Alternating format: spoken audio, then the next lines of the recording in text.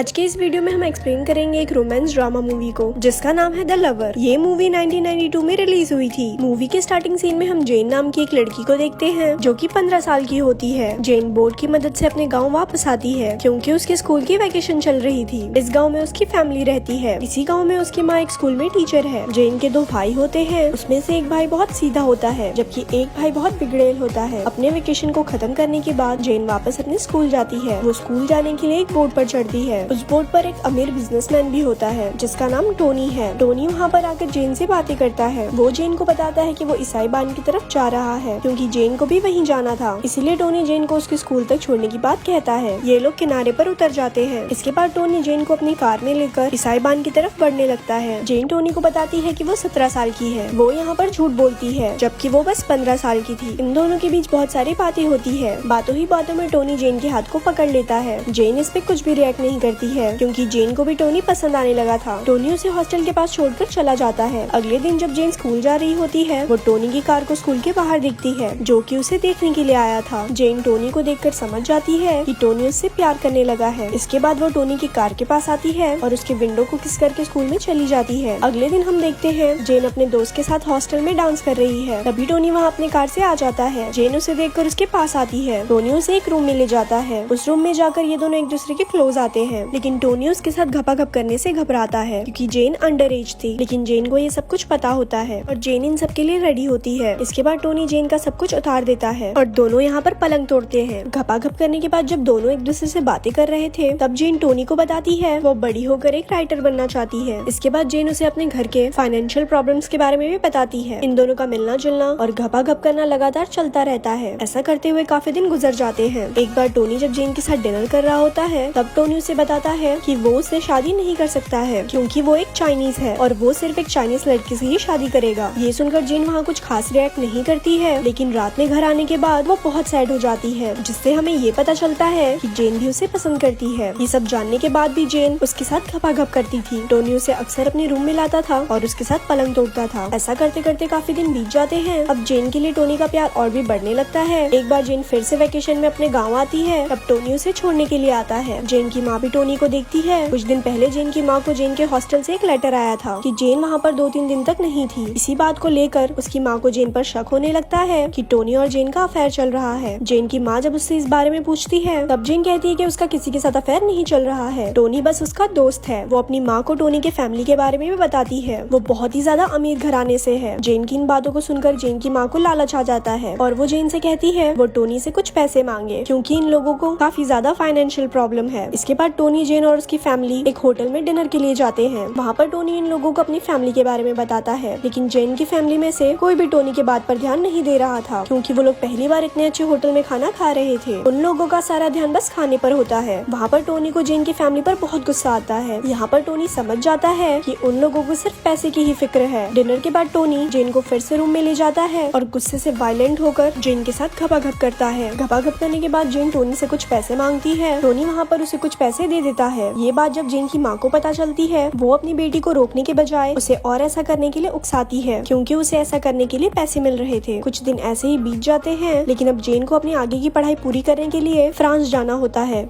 वो टोनी को इसके बारे में बताती है। टोनी ये बात जानकर अपनी माँ की रिंग उसे गिफ्ट करता है। इस सीन को देखकर हमें ऐसा लगता है जैसे अब टोनी जेन से प्यार करने लगा है। इसके बाद टोनी अपने फादर के पास जाता है और वहाँ जाकर वो जेन के बारे में बताता है। वो कहता है वो उससे शादी करना चाहता है लेकिन उसके फादर इस शादी के लिए इनकार कर देते हैं क्योंकि जेन चाइनीज नहीं थी। टोनी इसके बारे में जेन को बताता है। टोनी यहाँ पर कहता है कि अगर वो लोग भागे शादी करेंगे तो जायदाद में से उसे कोई भी हिस्सा नहीं मिलेगा। ये सुनकर जेन उससे कहती है वो उससे प्यार नहीं करती है। यहाँ पे दोनों एक दूसरे के साथ ऐसे रिएक्ट करते हैं जैसे कोई भी किसी को प्यार नहीं करता है लेकिन रियलिटी ये होती है कि दोनों एक दूसरे से बहुत ज्यादा प्यार करते हैं। इसके बाद जेन घर आती है। उसकी माँ उसके हाथों में एक रिंग देखती है जो कि टोनी ने उसे दिया है। उस रिंग को वो अपने पास रख लेती है। जेन का भाई जब उस रिंग को देखता है वो उससे पूछता है क्या तुम टोनी के साथ पलंग तोड़ी हो। यहाँ पे इन लोगों की लड़ाई होने लगती है। कुछ दिन बाद टोनी की एक दूसरी लड़की से शादी होने वाली होती है। जेन भी टोनी को दूर से देख रही होती है। इसके बाद वो अपने घर आती है और अपने फैमिली के साथ फ्रांस जाने के लिए तैयार हो जाती है। इसके बाद वो टोनी से मिलने के लिए उस रूम में भी जाती है जहाँ ये दोनों अक्सर मिला करते थे। जेन वहाँ पर उसका वेट करती है लेकिन टोनी वहाँ नहीं आता है। इसके बाद जेन वापस चली जाती है। जेन आज ही फ्रांस जाने वाली होती है। वो जाने के लिए शिप पर चढ़ती है। वो बोट के ऊपर से टोनी की कार को देखती है। उस कार को देखने के बाद वो समझ जाती है कि टोनी यहीं पर है। शिप वहाँ से आगे बढ़ने लगती है। उस रात जेन टोनी को याद करके बहुत रोती है। इसके बाद हमें मूवी में काफी सालों बाद का वक्त दिखाया जाता है, जहाँ हम देखते हैं जेन एक राइटर बन चुकी है। इसके बाद जेन को टोनी की तरफ से एक लेटर मिलती है, जिसमें टोनी ने उसके बारे में लिखा था कि वो सिर्फ और सिर्फ उसी से प्यार करता है और वो हमेशा बस उसी से प्यार करेगा। और यहीं पर ये मूवी खत्म हो जाती है। ऐसे ही और स्टोरी सुनने के लिए हमारे पेज को लाइक करें। धन्यवाद।